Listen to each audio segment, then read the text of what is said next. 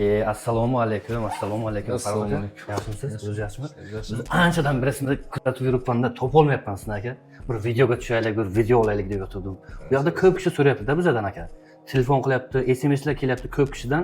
Bu yoqda o'zi nimalarni davolaysizlar va qanaqa doktorlar bor bu yoqda aka? Bizda terapevt, kardiolog, endokrinolog, nevropatolog, lor, jarrohlik bo'limlari va reanimatsiya bo'limlari bor. Juda ko'p ekan aka. Bu yoqda o'zi men belimim anchadan beri og'riyapti-da, to'g'risini aytsam, bel juda qattiq og'riydi. Bo'yindagi grijalar, beldagi grijalarni dori-darmonsiz, faqat fizioterapiya usuli bilan lecheniya qiladi. Endi qon bosimi ham ko'tarilib yursa agar, sahri bor odamlar masalan, nima qilsa bo'ladi? Bu yoqda Qon davolaysiz bosimi, bo'ladi. gipertoniya kasalliklarida, IBS kasalliklarida, glyukoza miqdori oshadigan qandli diabet kasalliklarida endokrinolog, terapevt, kardiolog mutaxassislarimiz bor.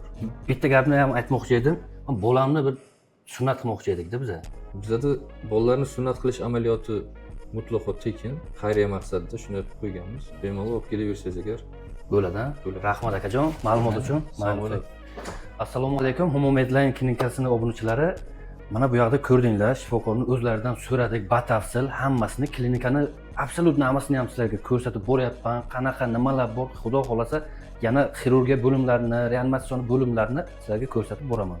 Obuna bo'lib qo'yinglar, sog' bo'linglar. Murojaat qilish esdan chiqmasin, sog' bo'lasizlar.